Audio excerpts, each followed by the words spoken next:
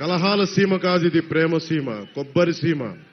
కొబ్బరి నీళ్ళు ఎంత మాధుర్యంగా ఉంటాయో, ఎంత మధురంగా ఉంటాయో, అలాంటి లేత మనస్సు ఉన్న ఈ కోనసీమని జగన్ వచ్చి కలహాల సీమగా చేయడానికి ప్రయత్నం చేశాడు.